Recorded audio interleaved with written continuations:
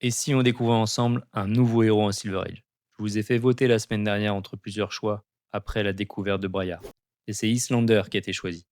Je tiens à vous remercier du fond du cœur de ne pas avoir sélectionné Boltin. Je suis Fayal et vous êtes sur la chaîne From Common to Legend. Je vous souhaite la bienvenue sur ce nouvel épisode de découverte du Silver Age. Dans cette vidéo, on va regarder ensemble cette sorcière de glace d'un peu plus près qui semble assez complexe à jouer et maîtriser. Je vous propose sans plus attendre d'étudier ensemble les 3 matchs que j'ai sélectionnés. Allez, let's go. Allez, on démarre tout de suite avec un premier match contre Fang. Alors, j'ai pas enregistré le sideboard, mais vous aurez la liste en description. On est premier joueur, donc on va envoyer un Ice Bolt boosté avec notre arme. Comme ça, on va leak des damages, hein, c'est sûr. Hein. En face, il y a AB3, donc on met 3 de dégâts. On arsenal une bleue. Islander, hein, ce qu'elle veut, elle peut jouer pendant le tour adverse des bleus depuis son arsenal. Donc on va essayer de mettre des bleus et de les jouer au bon moment parce que quand on joue des sorts de glace pendant le tour adverse, on crée un frostbite chez l'adversaire. Donc là, Fang, c'est un héros qui peut vraiment être embêté. Il a des bleus, mais il a quand même une majorité de rouges. Donc on va essayer de le faire régulièrement. Non pas pour... c'est pas notre source principale de dégâts a priori, mais il faut qu'on le gêne. Qu'on puisse faire une petite bleue, le gêner et envoyer une attaque pendant notre tour, ce serait idéal. Donc Fang pitch une bleue, nous attaque avec ses armes. Nous, ce qu'on va vouloir faire là, ce tour-ci, je pense que c'est bloquer. On va envoyer Swounded Bull. Donc, prendre peut-être un peu des dégâts, mais c'est notre plus grosse attaque rouge. Voilà. Et donc essayer de bloquer un max. Et comme dans notre arsenal, c'est Cold Snap. Alors Cold Snap, il me semble, c'est si on le joue depuis notre arsenal, l'adversaire doit payer un pitch. Ou alors son arsenal est freeze et ça nous fait piocher une carte si c'est joué depuis l'arsenal. Donc là c'est génial, on a freeze son arsenal, on lui limite son tour, on repioche une carte et on va pouvoir envoyer ce Wounded Bull en pitchant la jaune, je pense. Et mettre ce Aether Hall en arsenal pour continuer notre plan de jeu. On a déjà pris quand même pas mal de dégâts au tour d'avant pour pouvoir faire tout ça. Là, les attaques physiques me paraissent vraiment bien dans ce match parce qu'il a AB3, mais il a un seul équipement qui bloque 1. Donc on a plus intérêt de faire des attaques physiques qui vont être un meilleur rate que nos attaques d'arcane et qui vont être plus difficiles pour lui à bloquer. Au final, hein, il va devoir forcément lâcher des cartes. Voilà. Il bloque pas, donc il aura une main de 4 cartes. Mais nous, on a une bleue. On a une bleue Ice en arsenal. Et donc il va vraiment falloir qu'on la joue. Maintenant, notre tour prochain, qu'est-ce que c'est? On aimerait avoir Fiendal Fighting Spirit en pitchant une bleue et en gardant Frosting pour pouvoir continuer de lui mettre des Frostbite pendant son tour. Ça veut dire qu'on a un bloc avec Aether Ice Vein.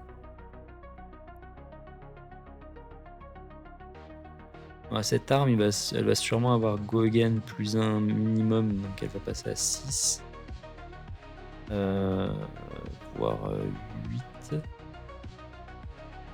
selon le boost. On sait qu'il va y avoir une deuxième attaque d'armes parce qu'il a le pitch nécessaire. Envoyer notre bleu maintenant, ce serait pas forcément utile parce qu'il a du pitch de disponible. Payer le Frostbite. Donc on décide de pas bloquer. Il met un +3. Là ça vient à 9. Donc là il faut claquer notre bleu. Parce que s'il veut remettre une attaque d'obsidienne, ça va lui coûter... il va falloir qu'il pitch 2. Donc là, il faut y aller en pitchant notre Razer Icevein. Faut pitcher la rouge. Non, on s'en fiche du dégât. Ah, c'est une erreur parce que du coup...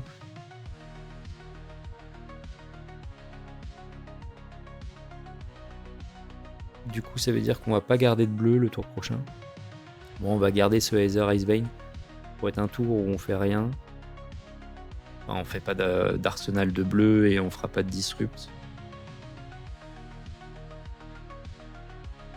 Ouais, au final, j'aime pas trop ce tour. En fait, on pouvait juste se contenter de pitcher Aethervein, d'envoyer un Fiendal Fighting Spirit et d'avoir encore une bleue. Alors, traquer le torse, c'est pas bête maintenant parce que bon, il y a une mini combo dans la liste. Je remercie d'ailleurs au passage d'Aimé qui m'a gentiment linké sa liste. Et donc j'ai joué exclusivement sa liste qui m'a paru vraiment très très bien montée par rapport à ce que j'ai pu voir ailleurs. Et donc il y a une mini combo avec le torse et la carte... je sais plus le nom de la carte, on la verra plus tard. Mais là on va pas compter sur cette combo et claquer le Frostbite maintenant. Lui proposer l'étal avec Fiendal Fighting Spirit à regagner un PV, c'était un très très bon tour. Sachant qu'on l'embête du coup. Là on peut mourir sur 2 boosts. Ça ferait plus 3, ouais. Je pense qu'il faut bloquer 4 ou 5. Mais qu'il faut pas bloquer juste avec un équipement, même si effectivement Fang a la capacité d'un peu se moquer de nous. Du coup, en ne boostant pas son arme. Mais là, à mon sens, il faut refaire pareil. Voilà, on n'en verra rien pendant notre tour. Il est à 1 PV de toute manière, donc ça va être compliqué pour lui de survivre. Ouais, voilà, si on avait mal bloqué, on était mort. On se retrouve à 1-1. On met notre bleu en arsenal. Là, la question qu'il va falloir se poser, c'est est-ce qu'il a une bleue, quoi? Est-ce qu'il a une bleue? Non, parce que même s'il a une bleue, en fait, combien il fait de dégâts ce sort? Il fait 2, ouais, non. Donc même avec le bâton, ça fait 3 maximum. Donc la question, c'est est-ce qu'il a une bleue? Là, il commence par faire un spell, il attaque avec une rouge. Bah, je crois qu'il faut y aller là. Ouais, il n'y a aucune raison de pas y aller. Je pense qu'il fallait y aller en layer step, envoyer nos 3 dégâts, voir s'il y avait une bleue. Et après, on peut bloquer de manière en conséquence. Parce que là, on est comme des cons. Voilà. Si on bloque 6, mais sur n'importe quel boost, on meurt. Donc pareil, là, il faut y aller. Hein. On va perdre, en fait. On va perdre. Donc si soit on tente maintenant, soit il a une bleue en main. Ouais, mais non. Non. Il fallait y aller. Voilà. Fallait y aller. Et là, on a bien perdu. Il avait pas de bleu. On aurait perdu. On aurait gagné, pardon. Bon, première game, première défaite. C'est quand même dommage parce qu'on avait la win en fait. Hein. Là, on a joué pour pas perdre. Et bon, on maîtrise pas le héros, tout ça, mais c'est quand même un fondamental des TCG, quand même des jeux en général. Il y a un moment où il faut choisir de jouer pour gagner et de prendre ses outs, quoi. Si on joue trop défensif, on va finir par perdre, surtout contre un héros comme Fang qui va pouvoir tourner autour de nos blocs et nous forcer à bloquer de manière désavantageuse jusqu'à ce qu'on meure, hein. Voilà, jusqu'à ce qu'on n'ait pas assez de blocs, de surblocs pour qu'il passe avec un boost. Allez, on passe au match suivant contre Braillard. Je décide de pas mettre d'AB. Si j'en mets. Il y a quand même un AB. Je pense que c'est intéressant, on a beaucoup de bleu.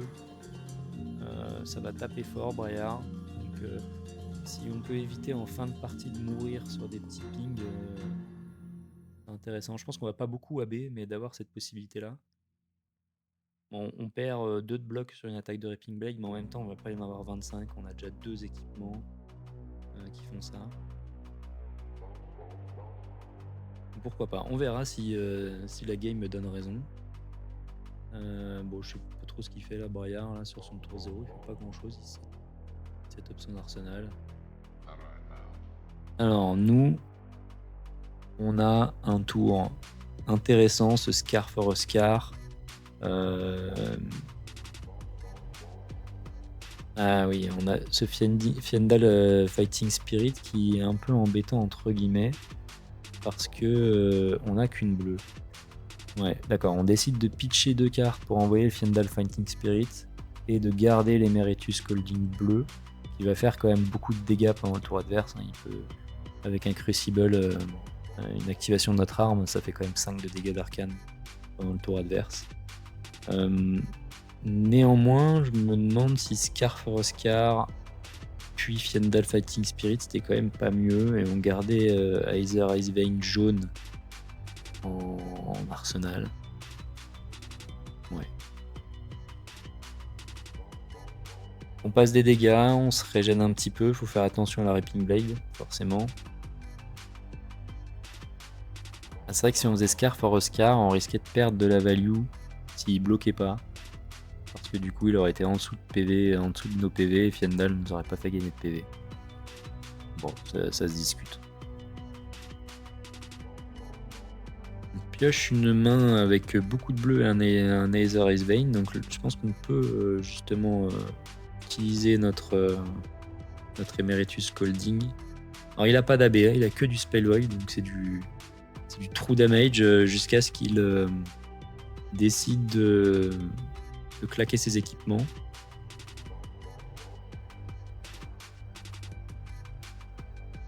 Ouais, je sais pas ce que j'ai fait là, j'ai laissé la prio passer, mais bon, c'est pas grave. Là, on n'abat pas, on bloque pas, je pense. On prend 7 comme des grands, on envoie 5 de dégâts nous en échange. Et le tour d'après, on va pouvoir faire Aether Icevein fuse, donc ce qui va lui proposer beaucoup de dégâts et lui demander de payer 2 de pitch ou discard une carte, il me semble. Et donc là, c'est vraiment ce qu'on veut, je pense, contre Braillard, c'est-à-dire des dégâts et de la disrupt. Et puis on pourra mettre ce Winter's Bite en arsenal. Et la Winter's Bite en arsenal, donc ça veut dire un Winter's Bite pendant son tour, c'est-à-dire un Frostbite plus lui demander un pitch ou de discard une carte. Ça peut complètement casser le tour de Braillard. On met 5 de dégâts et on lui prend une carte. C'est génial. Donc là, il y a un Nimblis qui part, il n'y a pas d'attaque encore. Donc on peut complètement casser son tour, potentiellement vraiment bien abîmer son tour avec ce Winter's Bite. Donc on l'envoie. Islander fait un Frostbite. Derrière, on lui demande de payer un pitch ou de discard une carte. Il paye un pitch. Donc là, il a plus qu'une seule carte en main et un arsenal. Donc son arsenal, c'était un snatch. Il est obligé de pitcher pour. Donc là, c'est vraiment pas mal. Et il attaque pour 7. 7, je pense que ça se bloque. Hein. On est.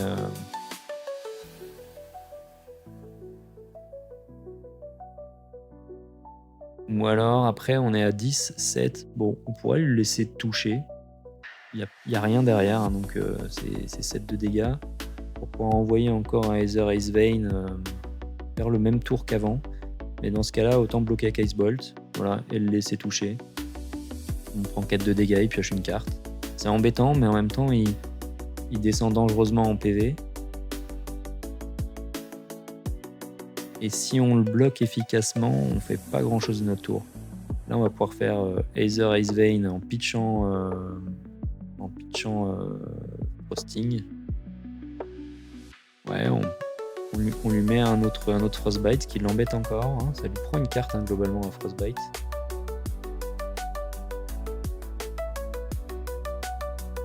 Et là, on lui renvoie 5 de dégâts d'arcane en lui redemandant 2 de pitch ou de discard une carte. Donc on lui reprend une carte. Et là, il est dans la danger zone. Alors, il n'est pas à 2 en fait sur les dégâts d'arcane, il est à 5 avec ses spell void. Il va falloir prendre ça en compte pour le tuer. Mais il faut qu'on les fasse sauter. Il faut qu'on fasse sauter très rapidement ces équipements spell void pour pouvoir le tuer potentiellement pendant son tour.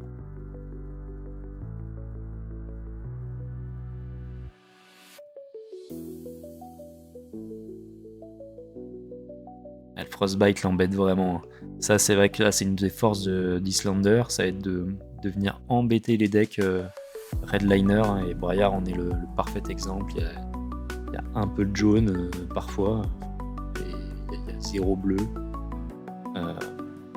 Si Braillard est un top deck qui est vraiment énormément joué, je pense que Islander aura une place dans les decks qui vient rencontrer cette méta.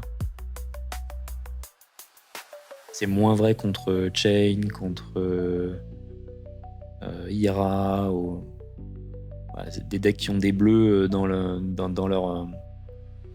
deck, dans leur carte. Du coup, c'est moins fort. Mais alors les Redliners, même les Azalea, etc., ça va être embêtant pour eux. Donc on prend une première attaque dans la bouche, on le laisse passer. Là maintenant, je pense qu'on va bloquer efficacement. On a ce Aether Hail en arsenal, mais on va pas l'utiliser, je pense, ce tour-ci. On va se contenter de bloquer et d'envoyer un tour efficace. Donc soit un Ice Bolt avec 5 de canne, soit juste un Scar for a Scar. Voilà.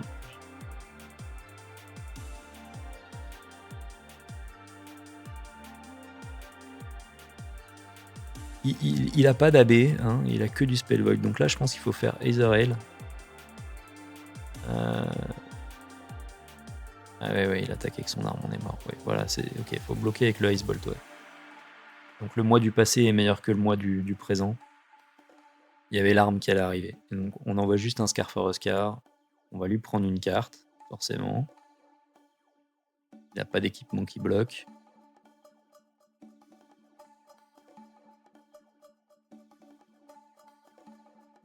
Là, il a plus que 3 cartes, ce qui va lui faire quand même des tours moins explosifs, surtout si on lui met des Frostbite. Il va commencer à vraiment l'embêter. Voilà, une main full bleue, mais qui bloque bien. Donc ce fray, il faut le bloquer. Et derrière, je pense qu'il faut tout de suite envoyer notre bleu pour potentiellement qu'il puisse rien faire de son tour. Ou juste une autre attaque.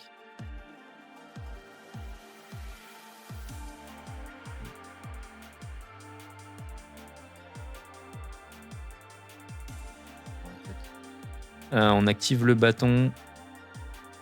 On pousse notre Aether Hail. On lui présente 3 de dégâts d'arcane. Il est obligé de tout craquer. Là, il n'y a plus de Spell Void. Donc, notre prochain spell d'arcane risque d'être létal. Il nous rattaque avec un Snatch. Voilà, la game, elle va pas durer. Je pense qu'on va le tuer le prochain tour. Il n'a pas d'AB, donc faut bloquer. Faut bloquer 3. Mettre un spell bleu en arsenal, c'est parfait. Il touche, il prend une carte, super, mais je pense qu'elle aura pas d'incidence normalement. Parce que là, on est à 1-1. Faut qu'on propose juste un gros dégât d'arcane pour que même Arcane Polarity ne fasse rien. Il ne suffise pas.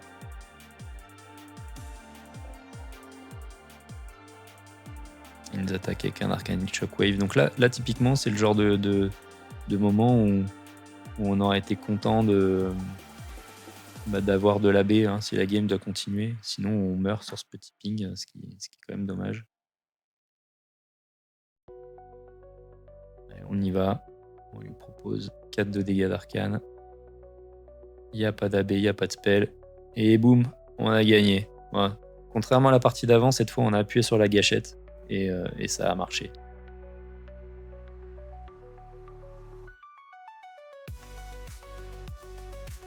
Après 2 matchs agressifs, je vous propose de regarder un match contre Enigma qui va être plutôt long. Donc je vais mettre play directement, on va pas perdre de temps. J'ai pas toujours compris ce qui se passait dans ce match et surtout je me suis pas rendu compte à quel point Enigma pouvait me fatiguer. Elle a de l'AB, elle a des wards, donc elle peut encaisser mes spells, elle se fiche un petit peu de mes frostbite. C'était très intéressant. Et c'est rafraîchissant d'avoir un match assez long en Silver Age. La plupart des matchs sont quand même courts. Donc on commence avec un Scar for a Scar et derrière on veut lancer un spell, donc un Voltaic Bolt. Notre adversaire transcende directement 2 fois, donc on sait qu'il a 2 chi en main.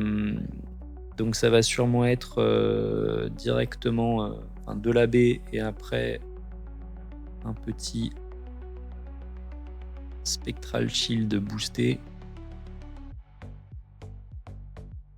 Ce qui serait un très bon tour 0 pour Enigma. Ouais, voilà. On lui place quand même 3 points de dégâts et on a une bleue en arsenal.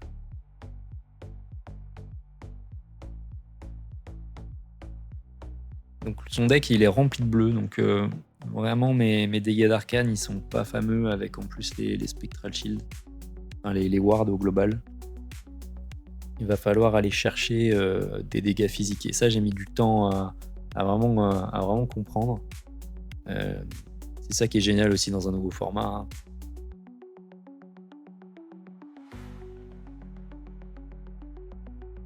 L'adversaire envoie un Wounded Bull lui aussi. Là ça envoie 8. Qu'est-ce que c'est que mon tour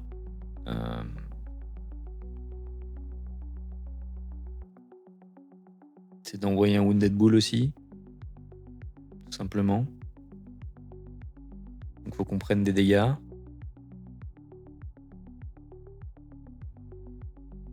Je pense que ce Frosting va pas servir à grand chose dans ce match, hein, il peut bloquer. Le Aether Vein, c'est le genre de match où il va être moins bien. Parce que AB plus Ward, ça va être difficile de faire des dégâts. Donc je pense qu'on peut bloquer avec. Autant sur les 2 matchs précédents, c'était vraiment une carte banger, comme diraient les jeunes. Autant là, elle va pas être incroyable.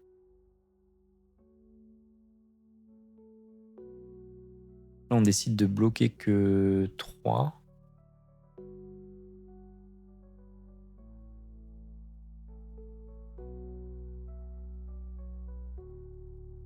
Ok, je comprends pas trop pourquoi on décide de... Ouais. On fait un Winter's Bite. Bon. On lui demande un de pitch. Bon, il va être ravi, hein, parce que... Bon, il a du mal quand même à convertir toute sa main, Enigma, je pense. On a utilisé une carte pour pas grand chose. Hein. Je pense que c'était mieux de bloquer avec ce Frosting, de garder des PV. Et de pitcher Wounded Bull avec Winter's Bite. On aurait fait plus de value, je pense.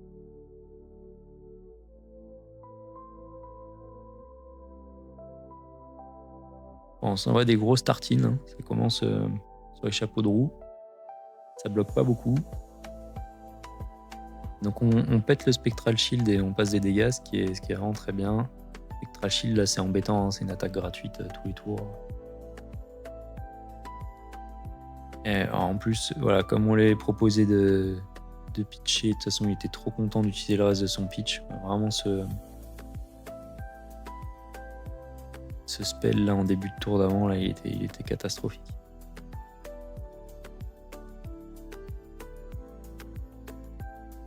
Alors, on est attaqué par un Waxing Spectre.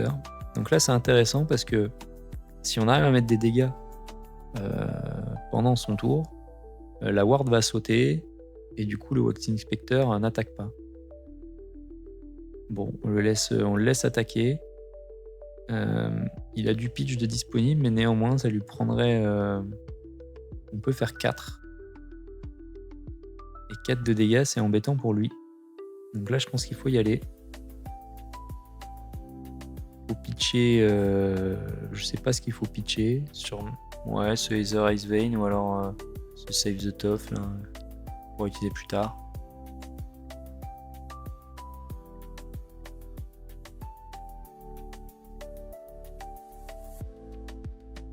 On envoie notre spell. Donc bien sûr, si la ward marche, hein, l'effet de Aether ne marchera pas, mais pas un problème. Ce qu'on veut, c'est péter la ward. Voilà. Là, il AB pas. Il laisse sa ward mourir. Enfin, il AB 1, pardon. Et il laisse la ward prendre le reste. Mais nous, là, on prend notre tour avec 2 rouges. Hein. C'est pas beau à voir. Hein. On en pitch une juste pour dire qu'on va pas garder 2 rouges dans notre main. Et on garde ce Save the Souf ou the Souf. Sauver les pensées. Qui paraît bien dans ce match. Remettre 3 cartes dans notre deck, ça va être intéressant. On est de nouveau attaqué par un Wounded Bull. Il y a un thème dans ce match. Là, on a 2 attaques physiques dans notre main. On n'a pas envie de bloquer avec, mais peut-être falloir.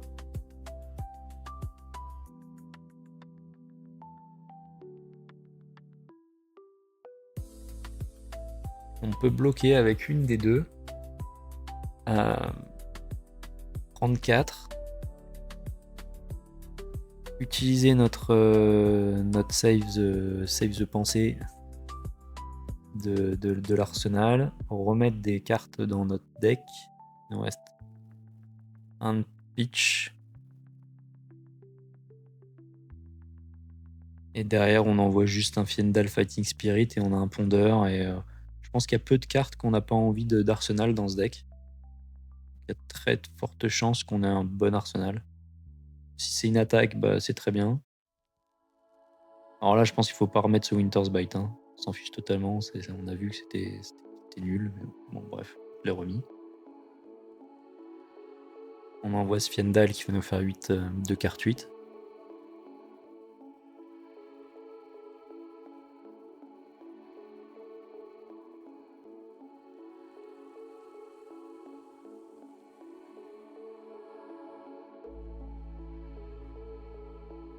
Un Unmovable bleu de l'arsenal, donc ça bloque bien.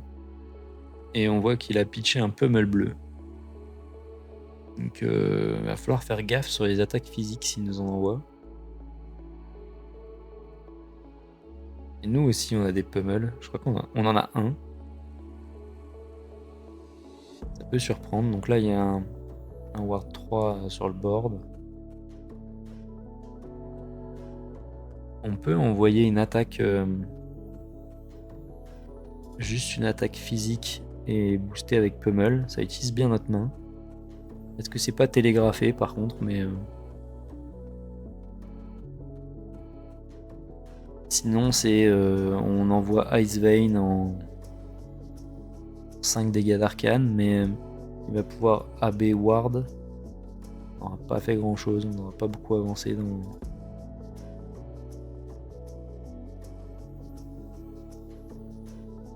Comme il a rien fait à son tour, il peut aussi se dire qu'on a juste une main qui se convertit mal. Vouloir bloquer bloquer efficacement et utiliser sa ward, et là le pummel peut lui arracher vraiment son tour qu'il prévoyait.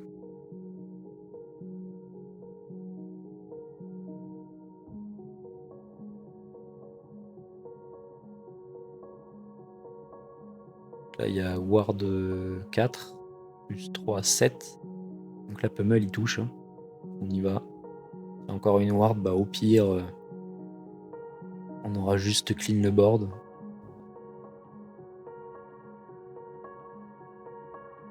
Donc il y a deux autres chi là, qui partent en dessous du deck. C'est ça de moins pour lui. Donc, Notre attaque plus pummel a mangé 3 cartes, hein, a mangé 3 wards, donc c'est très bien. On est attaqué par un Spectral Shield.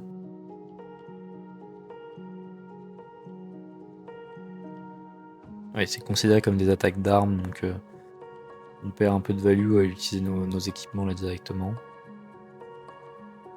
Dans tous les cas, on perd de la value, hein, donc ça va être quoi notre tour?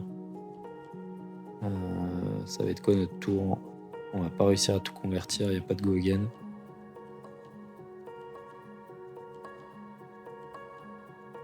On prend 1. Ouais, on aurait pu bloquer, mais...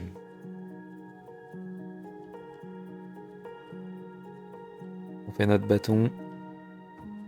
On envoie un Aether S-Vein. On va fuse, bien sûr. Ah, on renvoie ce look tough. Ouais. Non, j'aime bien garder ce look tough pour le prochain tour. On peut mettre ce Arctic Incarcération en arsenal pour essayer de le jouer pendant le tour adverse.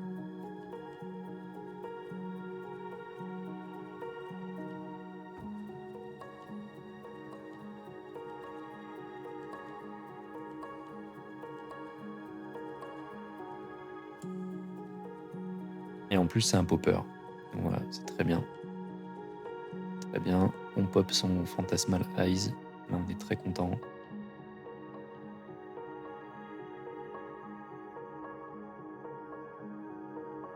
Ah, ça grind. Hein. Ça grind. Les PV baissent pas. On a du mal à prendre l'avantage. Et nous, on manque quand même de force de frappe hein, pour passer toutes ces défenses.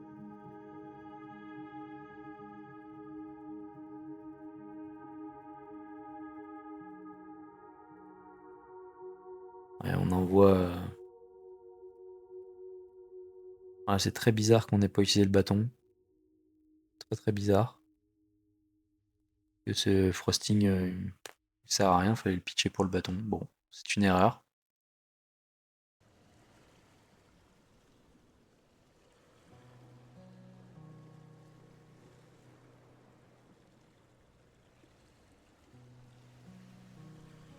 Ouais, on va bloquer là.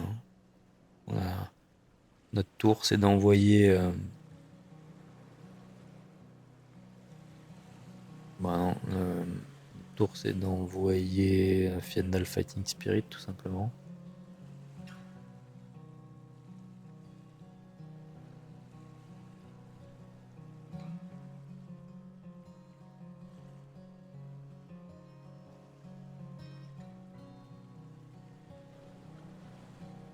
Ah, je crois que j'ai trop de cartes. Je suis en train de me griller le cerveau alors que c'est assez simple. Hein. Ouais. On envoie le Fiendal et point à la ligne. On essaye de faire sauter les wards pour gagner un petit PV au passage.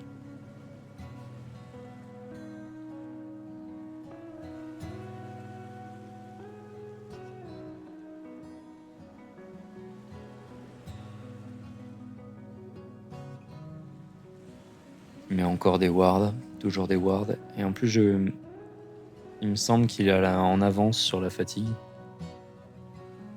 Ce qui est problématique. Et on a peu de moyens de vraiment aller plus haut en termes de dégâts hein, que nos gros spells à 6 dégâts d'arcane, nos grosses attaques à physique qui sont à 7-8.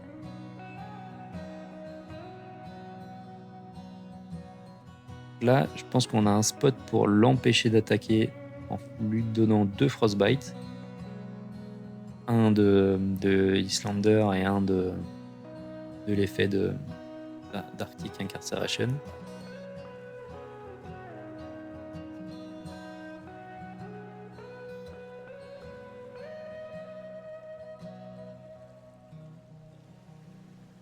Il arrive à transcend et à recréer un Spectral Shield et à nous attaquer avec. Donc là, cette fois, on va pouvoir utiliser nos équipements efficacement. Et bon, il y a 3 Spectral Shields, c'est embêtant, hein, encore 3 de protection supplémentaire. Néanmoins, si la game elle dure, il y a un moment où il va avoir ses chi en main et où il peut pas bloquer efficacement. Il faut qu'on arrive encore à le...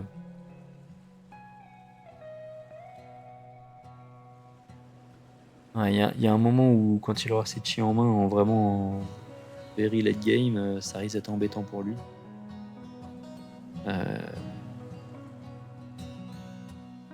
Ce qui bloquera moins efficacement le physique. Par contre, si on continue de lancer des dégâts d'arcane, le chi n'a aucun effet. Enfin, c'est pas du tout négatif, quoi.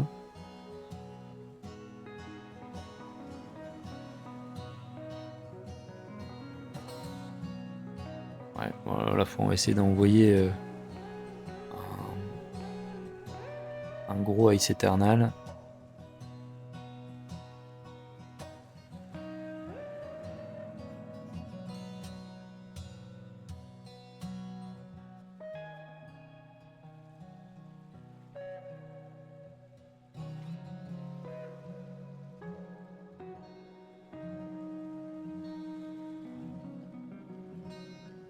Là, on envoie 3 dégâts d'arcane, on crée des frostbites, il pitch, il se passe rien.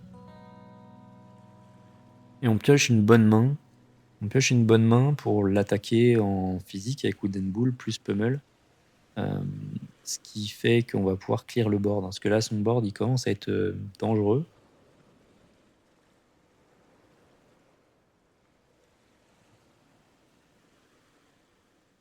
Et c'est des wards 1. Ça va être difficile d'aller chercher les Spectral Shield là, pendant son tour. Enfin, on va péter les wards 1 qui n'ont pas le bonus et se faire bolosser par les deux autres. On bloque efficacement, on leak un peu de dégâts.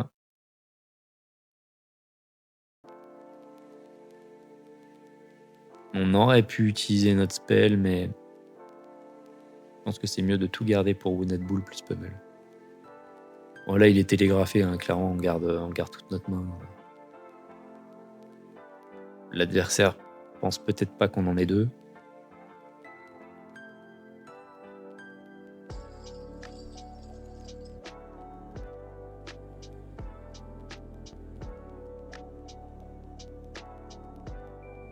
Allez, on y va. Une petite 12. Il a ward 4 hein, sur le board. Une DR à 4.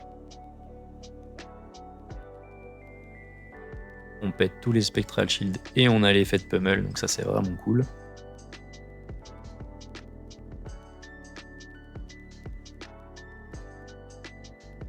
Il a que 3 cartes, donc ce qui devrait limiter son tour. Soit il se reset up, soit il nous envoie une attaque. Bon.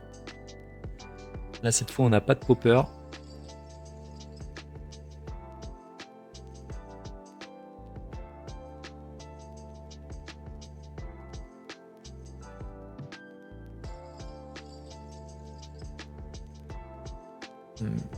J'aime pas bloquer avec ces cartes rouges, mais bon, on est un peu obligé parce qu'on est bas en PV. Ce Timekeeper's Whim là qui est intéressant justement dans ces matchs là parce que ça peut nous aider à la fatigue.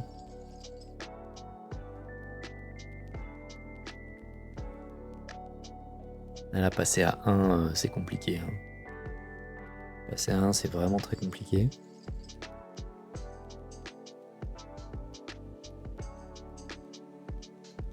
Je pense qu'on a vu que sous Winter's Bite, c'était pas génial, donc on peut bloquer avec. 33 dégâts. Passer à 3. On est mal embarqué, mais là, on lui envoie 6 de dégâts d'arcane. Normalement, on leak 3 ou alors on lui reprend encore une carte ward. Bon, on claque le chest là un peu n'importe comment. Ça, je pense que c'est quelque chose qu'il faut qu'on maîtrise mieux le héros. On joue sûrement mieux, mais je me suis dit qu'il restait plus beaucoup de tours dans la partie, que j'étais à 3. Il fallait vraiment que ce soit compliqué, que ça allait pas durer, donc il fallait l'utiliser.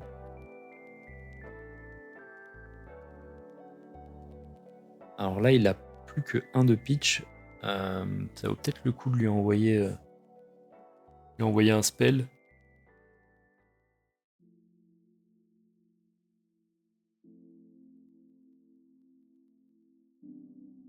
Il va falloir bloquer quand même. Donc, non, faut bloquer efficacement et renvoyer un Voltaic Bolt boosté, encore une fois. Je pense que je bloque avec Winter's Grasp et Aetherall. On s'en fout en fait de la glace dans ce match-up, hein, globalement. On a vu que les Frostbite ont un effet très très limité.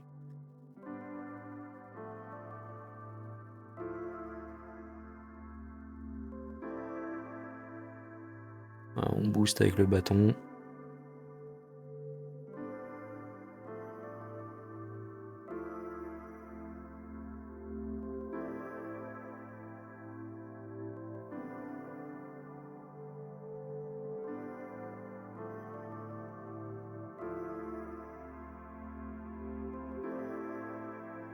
Bon, on passe pas de dégâts hein, parce que Moonchakra a fait son taf.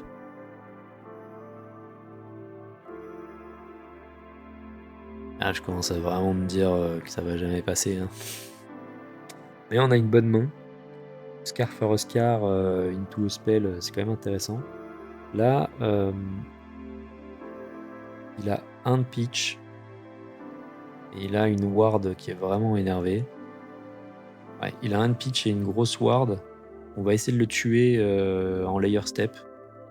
Pour qu'elle puisse pas m'attaquer, que je sois pas obligé de défendre.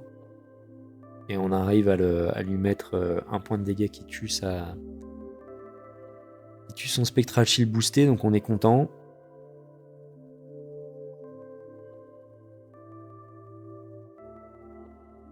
Un petit Scar for a Scar, là, ça fait plaisir. Hein. Scar for a Scar into 6 dégâts d'arcane, donc ça c'est bien.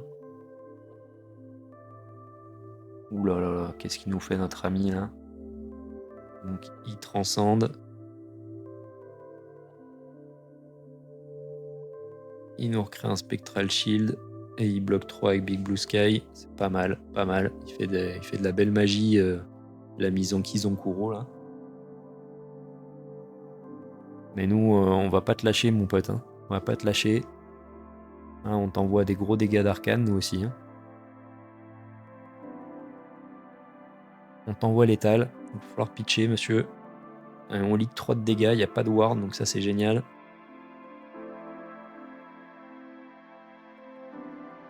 Et on s'approche petit à petit de la fin pour l'un de nous deux.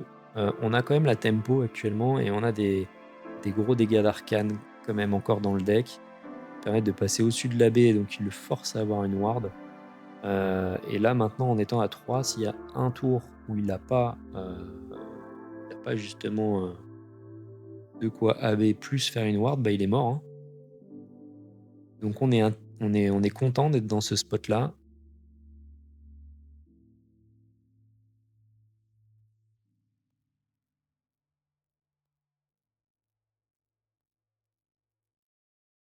Et on gagne la partie. On gagne la partie exactement comme on l'a dit. On propose 6 de dégâts d'arcane. Il a que 3 pour pitcher. Il a plus de ward. Hein, il en a utilisé beaucoup des wards. Et voilà, c'en est terminé des 3 matchs que je voulais vous proposer aujourd'hui. Donc on a vu quand même des matchs bien différents. Un deck aggro un peu mid-range avec Fang. Un deck très aggro avec Briar hein, qui m'impressionne toujours. Et un deck assez contrôle avec Enigma, un long match. J'ai trouvé le héros Islander super intéressant à jouer. Je pense que c'est un héros avec une grosse profondeur qui doit être très difficile à maîtriser. Il y a plein de mini choix de savoir quand utiliser ses bleus, pas quand les utiliser à l'arsenal, quand appliquer un Frostbite chez l'adversaire. Je pense que c'est un héros qui risque de me plaire à rejouer. Je trouvais que c'était du très beau fab à jouer, très intéressant. Ouais, l'Islander, je pense que c'est super héros. Selon la méta, si c'est les redliners qui sont au top, je pense que ça peut être un très bon héros. Ça va être plus difficile contre les gardiens, contre les decks, fatigue. Il va falloir, peut-être trouver des cartes de side intéressantes pour pouvoir passer au-dessus des défenses. Parce qu'on reste quand même assez limité comme on l'a vu dans ce match-là. Ouais, ça peut être mou quoi, si en face les défenses sont bonnes. Pour côté Silver Edge, bah, écoutez encore 3 super matchs, je me suis bien amusé. Je pense que ce format il est très, très fun, et d'avoir aussi, possibilité d'avoir des parties longues, bah, ça me rassure aussi sur le format. Donc j'ai hâte de pouvoir le découvrir, encore plus, et surtout de commencer à le jouer en papier. J'ai hâte de voir, ce que nous réserve la nouvelle édition avec, les cartes Silver Edge et de pouvoir, commencer à découvrir ce format compétitivement, en 2026. Il me reste plus qu'à vous remercier d'avoir suivi cette vidéo et puis si ça vous a plu, n'hésitez pas à vous abonner, à liker, ça soutient la chaîne et ça me donne, du courage pour continuer. Merci à tous et à bientôt.